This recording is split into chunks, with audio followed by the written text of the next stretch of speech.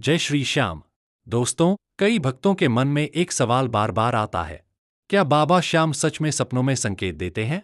कभी सपने में बाबा का दरबार दिख जाता है, कभी बाबा की मूर्ति दिखाई देती है, कभी कोई भजन सुनाई देता है, कभी खाटू धाम जैसा दृश्य दिखता है, और कभी सपने में कोई आवाज आती है, चिंता मत कर, सब ठीक होगा।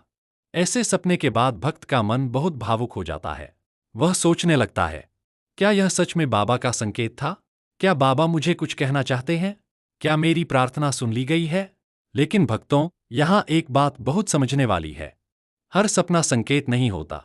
कभी हम दिन भर बाबा के बारे में सोचते हैं, वीडियो देखते हैं, भजन सुनते हैं, खाटू धाम जाने की इच्छा रखते हैं, तो रात को वही भाव सपने में आ सकता है। यह भी बुरा नहीं है, क्योंकि इसका मतलब है कि बाबा का नाम आपके मन में बस रहा है। पर कुछ सपने ऐसे होते हैं जो सामान्य सपनों से अलग महसूस होते हैं। सपने के बाद मन डरता नहीं, बल्कि शांत हो जाता है। दिल में उम्मीद जागती है। आंख खुलने के बाद भी वह सपना याद रहता है। मन बार बार बाबा को धन्यवाद देना चाहता है। ऐसे अनुभव भक्त के लिए बाबा की कृपा का एहसास बन जाते हैं। मान लीजिए, कोई भक्त कई दिनों से बहुत परेशान है। घर की समस्या है, काम रुक गया है, मन में डर है। वह हर रात बाबा श्याम से कहता है, बाबा, मुझे रास्ता दिखाओ। एक रात वह सपने में देखता है कि वह खाटू धाम के दरबार में खड़ा है। भीड़ है, घंटियां बज रही हैं और बाबा के दर्शन हो रहे हैं। आंख खुलते ही उसके मन में अजीब सी शांति होती है। समस्या वही है, लेकिन डर थोड़ा कम हो चुका है।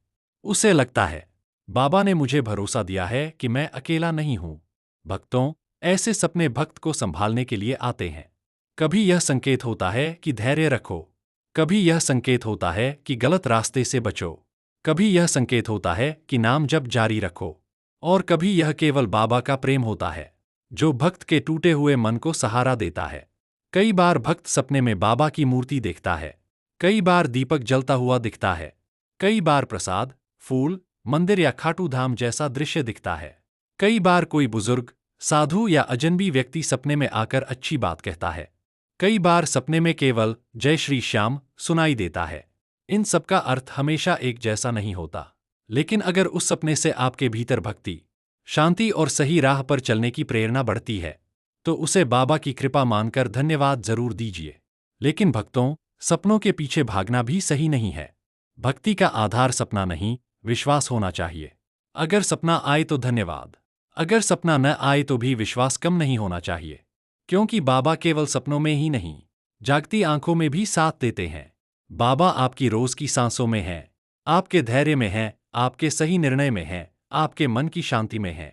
कई लोग हर सपने का अर्थ ढूंढने लगते हैं। कभी डर जाते हैं, कभी भ्रमित हो जाते हैं, कभी किसी के कहने पर गलत निष्कर्ष निकाल लेते हैं। ऐसा नहीं करना चाहिए। अगर सपना अच्छा हो तो बाबा को धन्यवाद दें। अगर सपना डराने वाला हो तो घबराएं नहीं। बाबा का नाम लें, मन शांत करें, और सोचें कि कहीं यह आपके मन की चिंता का असर तो नहीं है। बाबा श्याम डर देने नहीं आते, बाबा सहारा देने आते हैं।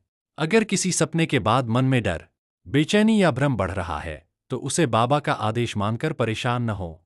बाबा का सच्चा संकेत हमेशा भक्त को भीतर से मजबूत करता है, सही मार्ग दिखाता है और मन में श्रद्धा बढ़ाता है।